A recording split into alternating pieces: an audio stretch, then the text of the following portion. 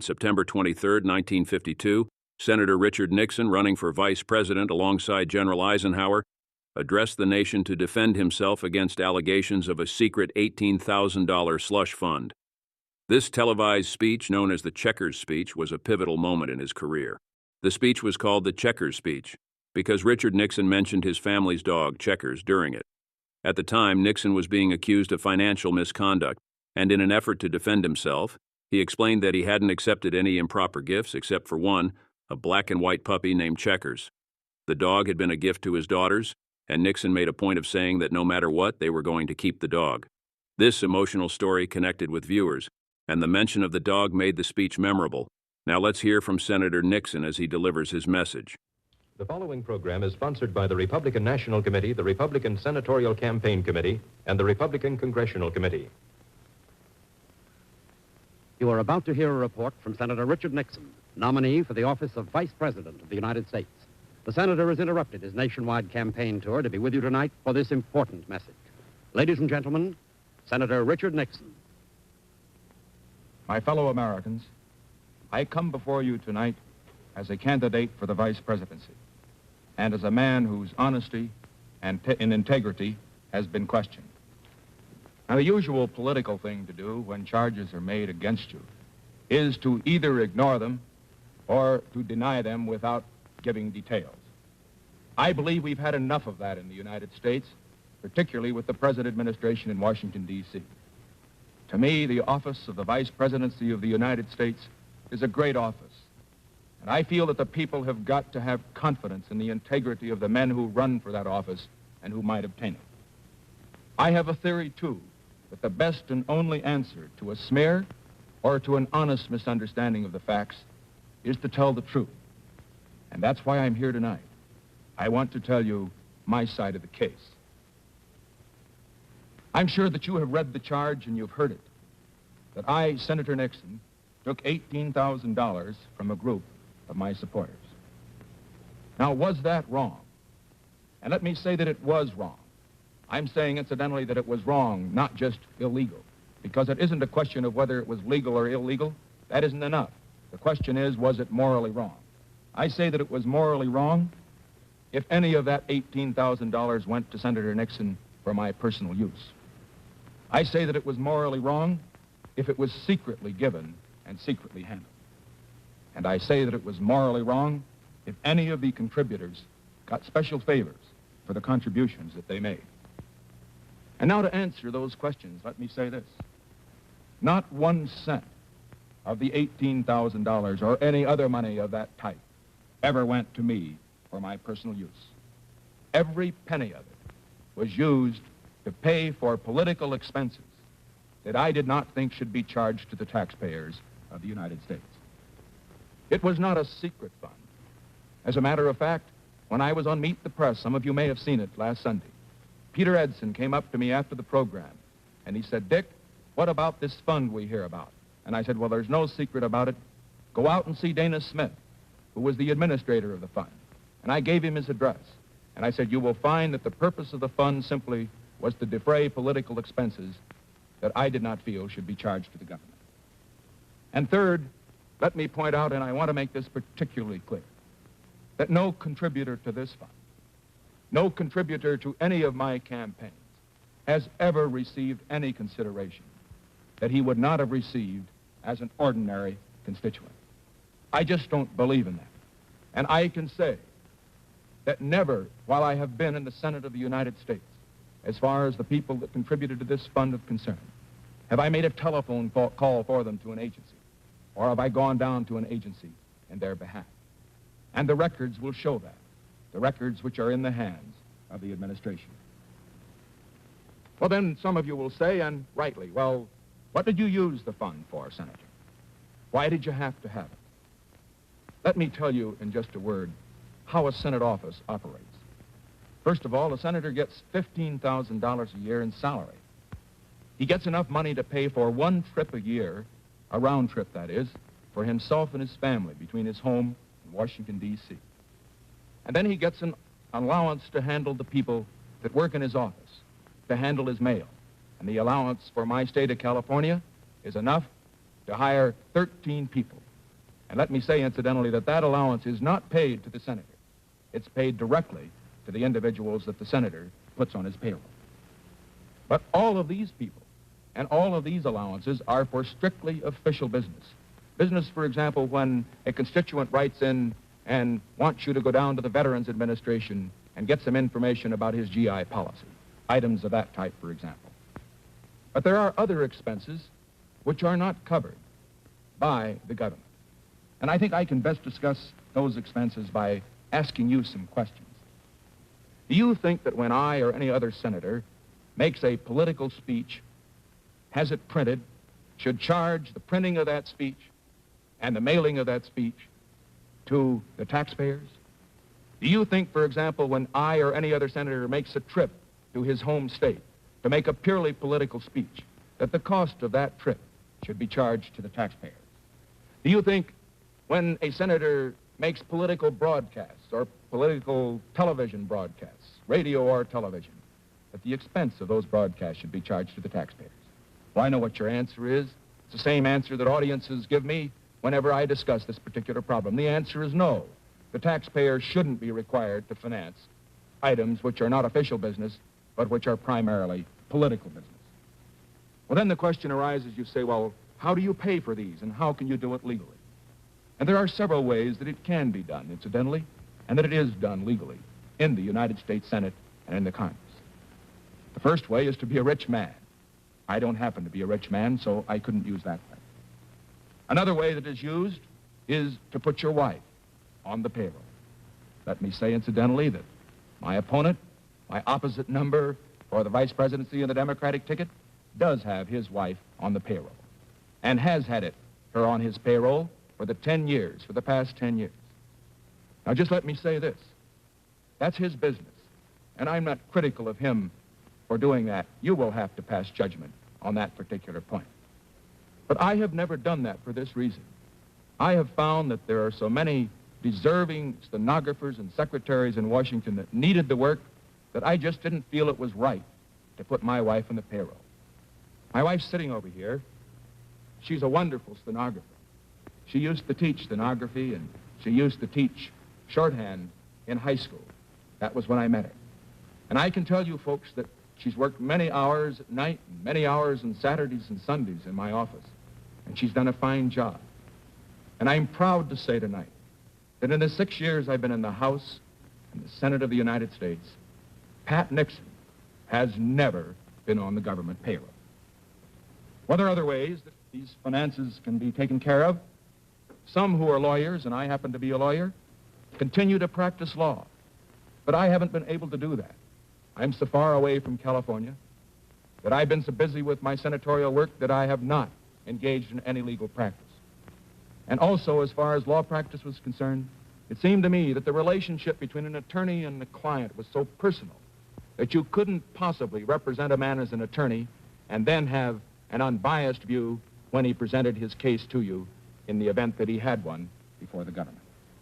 And so I felt that the best way to handle these necessary political expenses of getting my message to the American people, and the speeches I made, the speeches that I had printed for the most part, concerned this one message of exposing this administration, the communism in it, the corruption in it. The only way that I could do that was to accept the aid which people in my home state of California who contributed to my campaign and who continued to make these contributions after I was elected were glad to make. And let me say I'm proud of the fact that not one of them has ever asked me for a special favor. I'm proud of the fact that not one of them has ever asked me to vote on a bill other than in my own conscience would dictate. And I'm proud of the fact that the taxpayers, by subterfuge or otherwise, have never paid one dime for expenses which I thought were political and shouldn't be charged to the taxpayers. Let me say, incidentally, that some of you may say, well, that's all right, Senator. That's your explanation. But have you got any proof? And I'd like to tell you this evening that just an hour ago, we received an independent audit of this entire fund. I suggested to Governor Sherman Adams, who is the chief of staff of the Dwight Eisenhower campaign, that an independent audit and legal report be obtained. And I have that audit here in my hands. It's an audit made by the Price Waterhouse and Company firm, and the legal opinion by Gibson, Dunn and Crutcher, lawyers in Los Angeles, the biggest law firm, and incidentally, one of the best ones in Los Angeles. I'm proud to be able to report to you tonight that this audit and this legal opinion is being forwarded to General Eisenhower.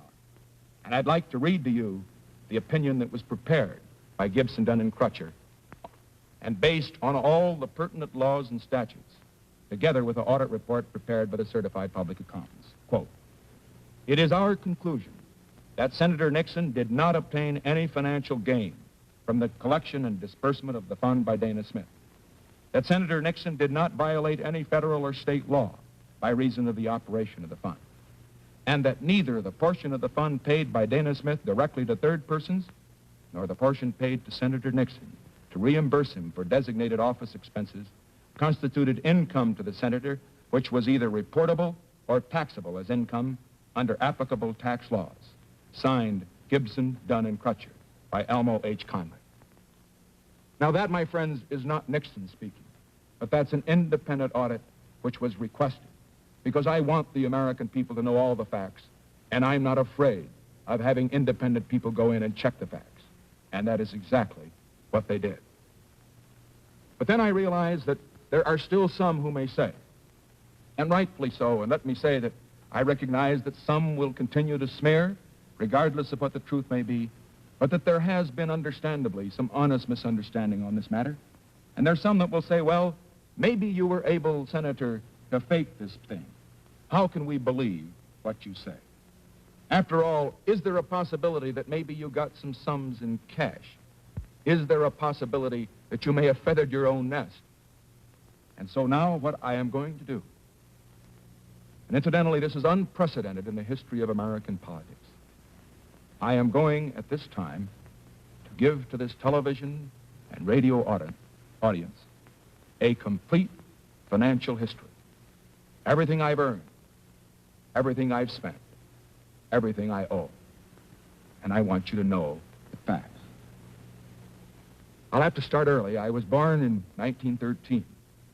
Our family was one of modest circumstances, and most of my early life was spent in a store out in East Whittier. It was a grocery store, one of those family enterprises.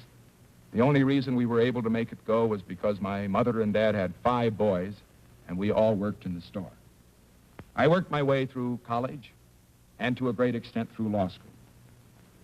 And then in 1940, probably the best thing that ever happened to me happened. I married Pat, who's sitting over here. We had a rather difficult time after we were married, like so many of the young couples who may be listening to us. I practiced law. She continued to teach school. Then in 1942, I went into the service. Let me say that my service record was not a particularly unusual one. I went to the South Pacific. I guess I'm entitled to a couple of battle stars. I got a couple of letters of commendation, but I was just there when the bombs were falling. And then I returned to the United States, and in 1946, I ran for the Congress. When we came out of the war, Pat and I, Pat, during the war, had worked as a stenographer and in a bank and as an economist for a government agency.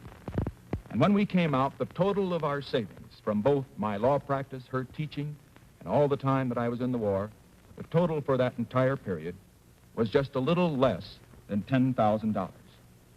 Every of that, incidentally, was in government bonds. Well, that's where we start when I go into politics. Now, what have I earned since I went into politics? Well, here it is. I've jotted it down. Let me read the notes. First of all, I've had my salary as a congressman and as a senator.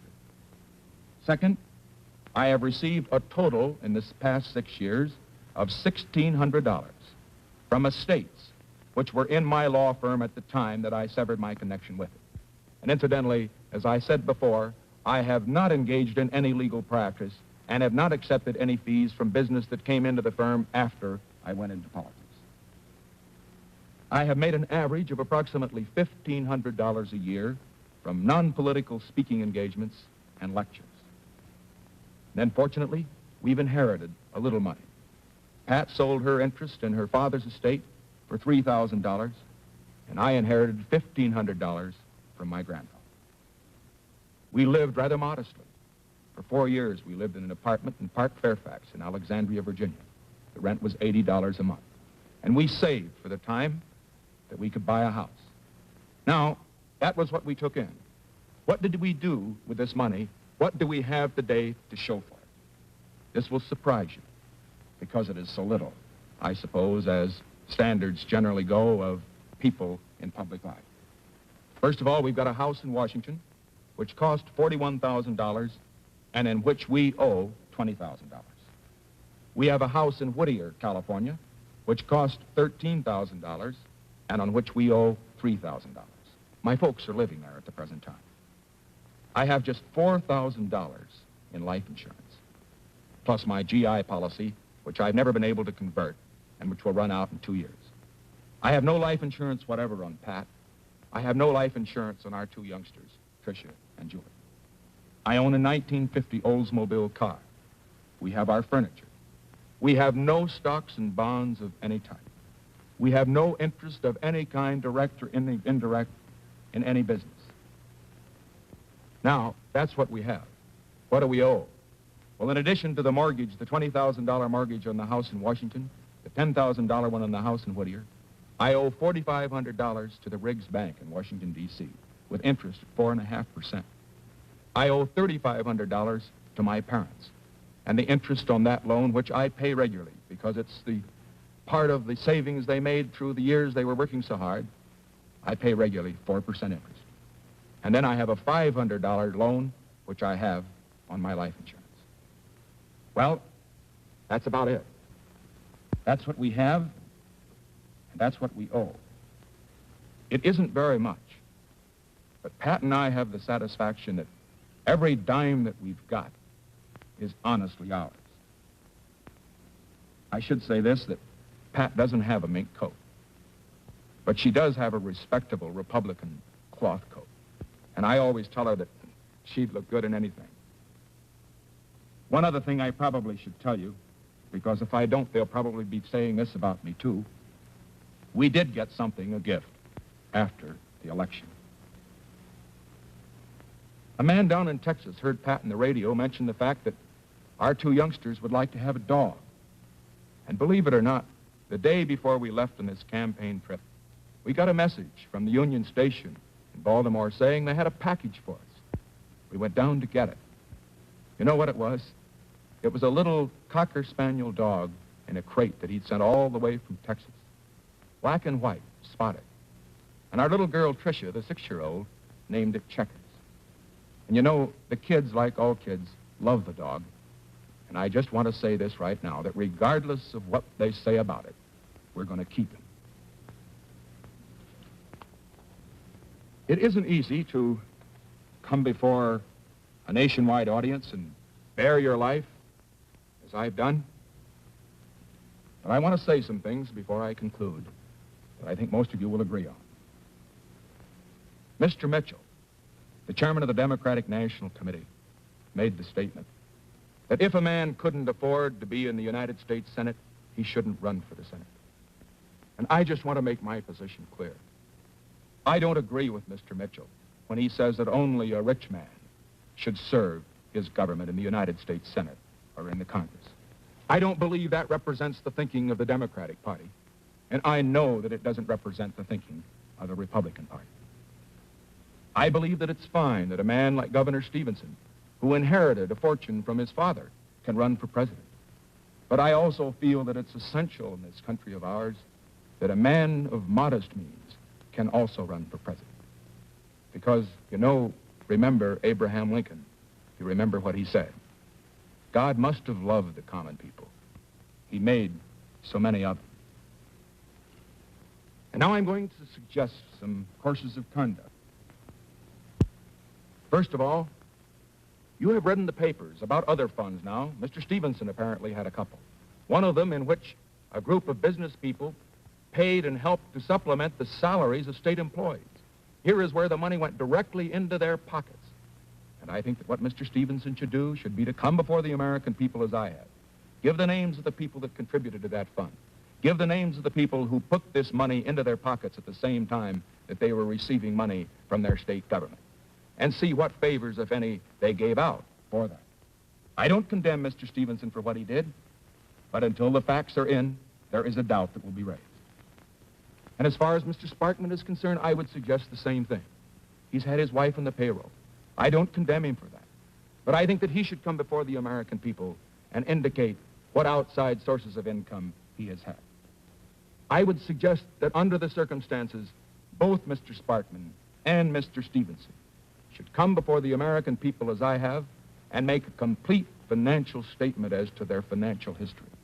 And if they don't, it will be an admission that they have something to hide. And I think you will agree with me. Because, folks, remember, a man that's to be President of the United States, a man that's to be Vice President of the United States, must have the confidence of all the people. And that's why I'm doing what I'm doing. And that's why I suggest that Mr. Stevenson and Mr. Sparkman, since they are under attack, should do what they're doing. Now, let me say this. I know that this is not the last of the smears. In spite of my explanation tonight, other smears will be made. Others have been made in the past. And the purpose of the smears, I know, is this: to silence me, to make me let up. Well, they just don't know who they're dealing with. I'm going to tell you this. I remember in the dark days of the Hiss case, some of the same columnists, some of the same radio commentators who are attacking me now and misrepresenting my position were violently opposing me at the time I was after Alger Hiss. But I continued to fight because I knew I was right. And I can say to this great television and radio audience that I have no apologies to the American people for my part in putting Alger Hiss where he is today. And as far as this is concerned, I intend to continue to fight. Why do I feel so deeply? Why do I feel that in spite of the smears, the misunderstanding, the necessity for a man to come up here and bare his soul as I have, why is it necessary for me to continue this fight? And I want to tell you why. Because, you see, I love my country. And I think my country is in danger. And I think the only man that can save America at this time is the man that's running for president on my ticket, Dwight Eisenhower. You say, why do I think it's in danger? And I say, look at the record. 7 years of the Truman-Atchison administration and what's happened. 600 million people lost to the communists. And a war in Korea in which we have lost 117,000 American casualties. And I say to all of you that a policy that results in the loss of 600 million people to the communists and a war which cost us 117,000 American casualties isn't good enough for America. And I say that those in the State Department that made the mistakes which caused that war and which resulted in those losses should be kicked out of the State Department just as fast as we get them out of there.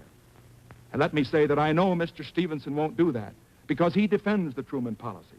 And I know that Dwight Eisenhower will do that and that he will give America the leadership that it needs. Take the problem of corruption. You read about the mess in Washington.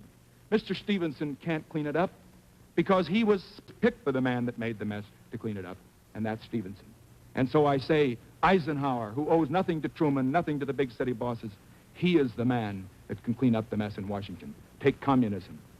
I say that as far as that subject is concerned, the danger is great to America.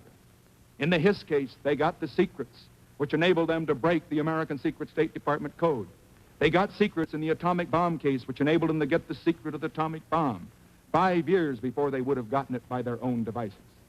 And I say that any man who called the Alger Hiss case a red herring isn't fit to be president of the United States.